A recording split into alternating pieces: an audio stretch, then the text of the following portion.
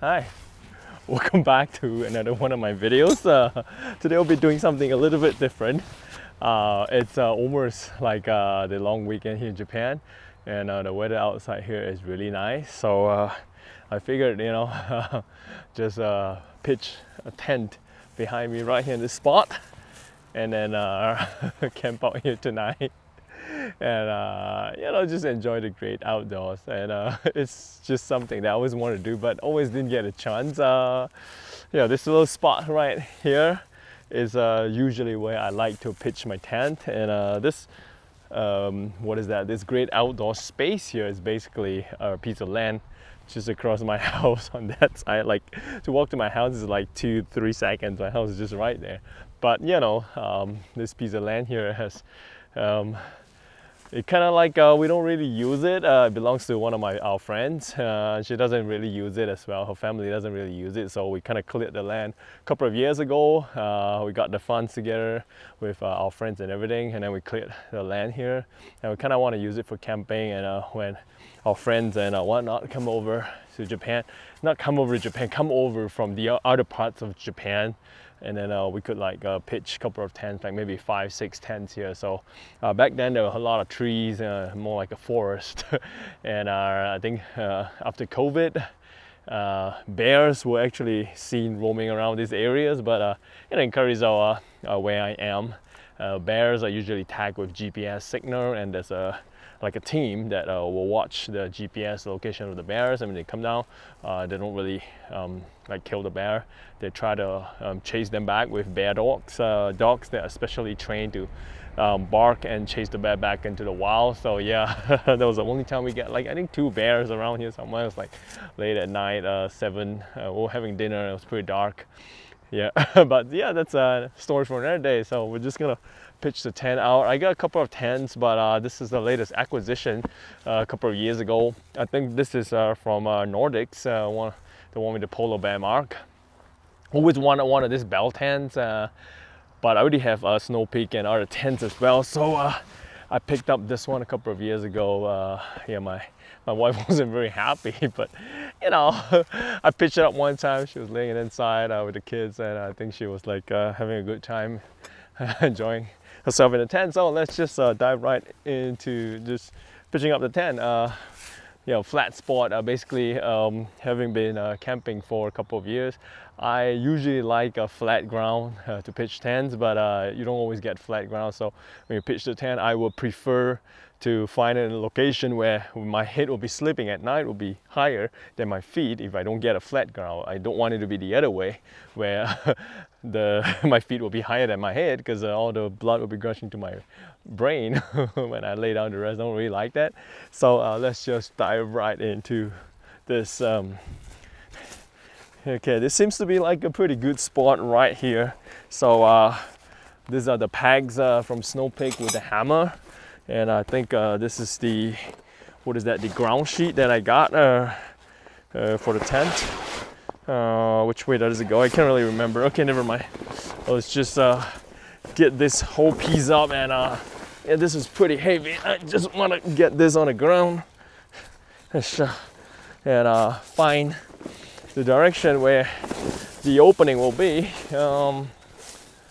because it's a bell tent, so it's slightly different from a regular tent. You gotta get the opening right. So I want the opening to be facing like that side, so I can look at the house or something.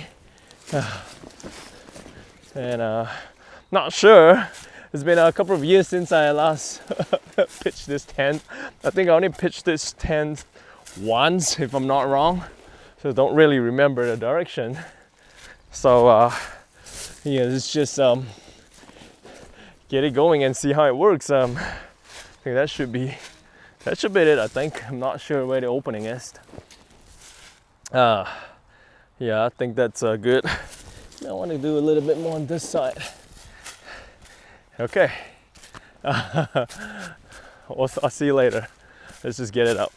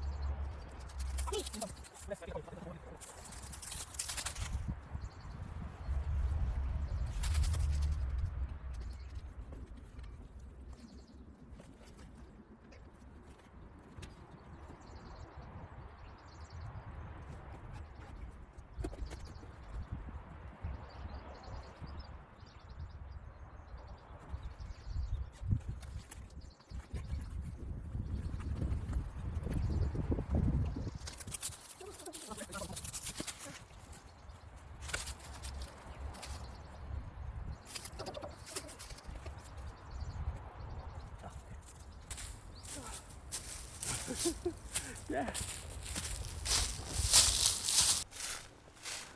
Hi. Yes, I'm back. The tent is pretty much temporary done. I have to tighten the, what is that, ropes around the tent to keep the shape in, and then get everything properly done. So I think at the bottom of the tent, I'm actually using the snow peak. I think it's cast iron. I'm not sure if it's steel or cast iron. I think it's cast iron, like 30 centimeters pack that I used to use it for my old snow peak tent. Those are really heavy, and but they're heavy duty as well, so they go into the ground, they hold the tent there. But you know, we don't really get like super crazy strong winds here, so you don't need anything longer than, I think, a 30 cm. A 22 or 20 cm might be a little bit too short. 30, it's about good enough, but because, you know, it's the weight to power ratio, so if you get a heavy like pack, it does hold the tent down pretty well, but it's also very heavy to transport it around. So usually all these tents, when we go camping, we just put it in the car and we get a cart or something to drag into the camping ground. So it's nothing like, you know, we're carrying the tent and climb up mountains and all, and do hike and all that. No, we don't do it in Japan. It's more like a glamping than camping. So I only have 7. 1, 2, 3, 4, 5, 6, 7. I think I have 8 or 7 of those Snow Peak packs, and then I got this generic. I think these are made in China. I don't know if you can see. What is that? Titanium peak or pegs, not peaks, with orange paracord. These are very lightweight, but you know, these are also like cheap, made in China stuff, so even if they break, I can always replace them. I should have got a longer one, but I figured I don't really need a 30 cm, so I got a slightly shorter one. I think it's like 22 or 20 centimeters, so it's short. It's just supposed to hold the tightening ropes that pulls the tent into shape. So it's pretty hard. So let's just dive right in.